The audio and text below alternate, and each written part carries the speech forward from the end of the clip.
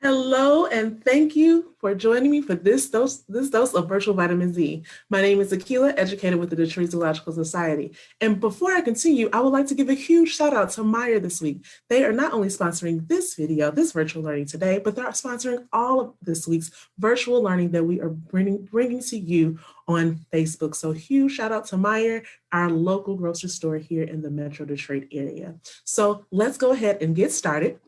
And today, as you can see, I am outside, not really outside, but I am outside in the garden, and we're going to be doing some math in the garden. So if you're just now joining us for the series, it's okay. We can pick up where we left off, and we can just kind of add on to what we've been doing already. All right, so let's see what we have. So we got some math in the garden, of course. Some skills and concepts we're going to cover today are fine motor skills. So of course, the dexterity in using our hands. Spatial reasoning, we've been doing a lot of that over this series. Some problem solving, critical thinking that we're going to add, observation and estimation. One of my favorite skills that I have used over the years that I have been a student and a teacher. So let's go ahead and get ready. And vocabulary we're going to cover today are going to be area or reintroduce and comparison. So items that you're going to need for our activity today is an outdoor space to explore, whether that's outside in your back garden, outside in your front yard, or maybe somewhere in your neighborhood, or just anywhere you live or anywhere you visit. You need a clipboard or book and binder clip. So we can take a book and a binder clip and put those things together and make our own little clipboard.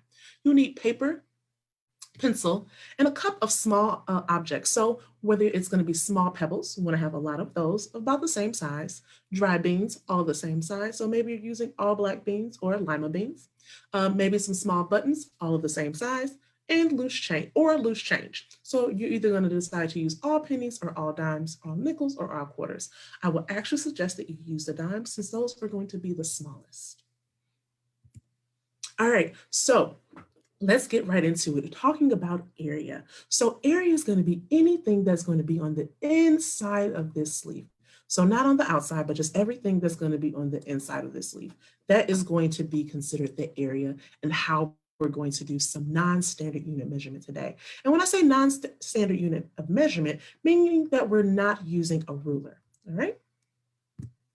So when I went outside in our courtyard at the Ford Education Center here at the Detroit Zoo, I found a wild plant and I thought to myself, I would love to measure that. But of course, I didn't have a ruler with me. So we're going to do some non-standard unit of measurement today and practice those skills and estimation. All right, so as you can see right here with this activity, you're going to take your pencil and you're going to take the leaf that you find outside, and you don't have to pluck it. If you pluck it, if you find a leaf that's on the ground, that's completely okay. But for this activity, we don't have to remove any of the wildlife from outside and bring it in, and we don't have to pluck any of the plants that are outside. So we just want to carefully grasp it. And you can see that I'm laying it on my clipboard where the paper is, and I'm just doing a little tracing on the outside, of course, the tracing on the outside, because I want to measure the area on the inside. And if you want to do this with two partners, that's completely okay. With some of our younger learners, they like to pair up and go out. And maybe with our older learners, they can do it by themselves, like how I did. All right, and that is going to be your final project, your final product. And I also wanted to have something to compare it to. So I found a red bud tree that was outside. And this is one of my favorites because of the shape. So it looks like a heart, and that's exactly how you know it's going to be a red bud tree. So this is the red bud tree that I found, the leaf. And it's, again, I am tracing the outside using those fine motor skills.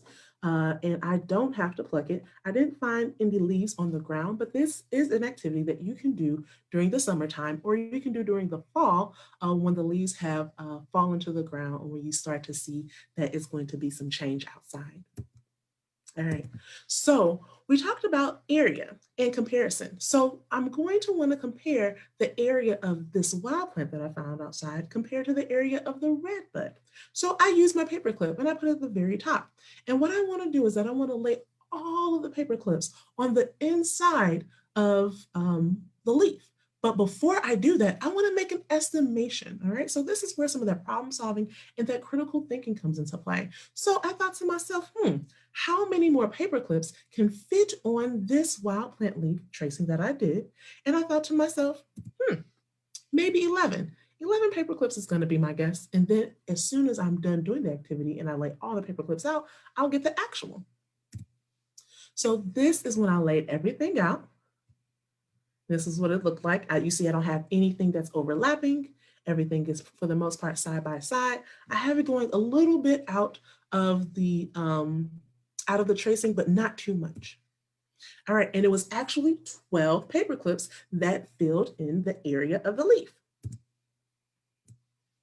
All right, and so here is the red bud plant that I found outside. I put the paper clip right in the middle, and I thought to myself, I'm gonna give myself a challenge this time. I'm gonna place it somewhere differently in the middle. And I thought to myself, how many paper clips can fit on the area of this? And I thought to myself, maybe 25 paper clips, and I don't know the actual yet. And just a heads up, with the younger learners, what you can also do with this activity is that you can add a couple more paper clips and see if their guess changes over time. And you can do this with the older learners as well. This is how you work on your estimation skills when you are either wanting to estimate area or you want to estimate the jar that they have at a lot of different carnivals and a lot of different activities. People love to guess how many items are inside of a jar based on just looking at them. And there are a lot of different techniques that people use. And this is one of those techniques that you can work on as time goes on. And people will think that, oh my gosh, you're a genius. And you worked on this for a long period. You've worked on this over a period of time.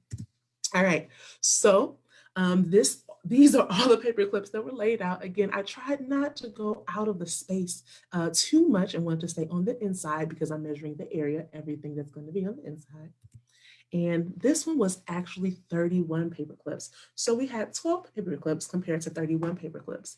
And the one that had the most area is going to be the one that had the most amount of paper clips. And of course, it was the red bud leaf.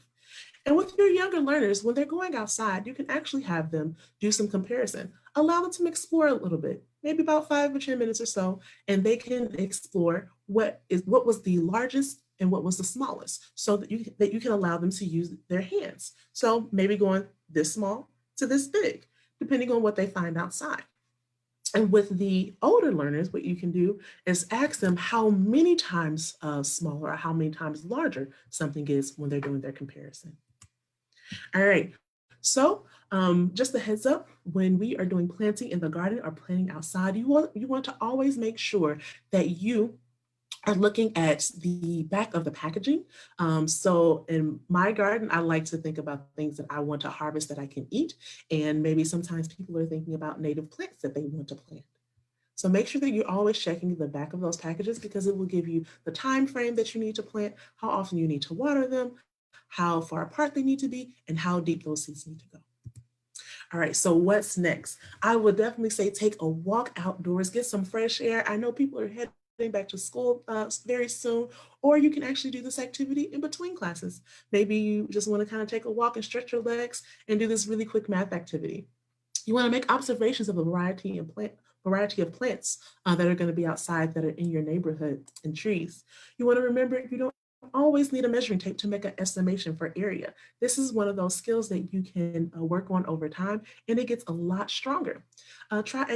Try estimating other things around your home and making some comparisons. So like I said, if you are going to be outdoors, wonderful, but maybe it's going to be a rainy day, but you can still do this activity inside of your home and find different things that are laying around. Maybe maybe your child's favorite toy, or maybe their favorite video game, and they can compare the area. And always, always visit the DetroitZoo.org for more virtual vitamin Z.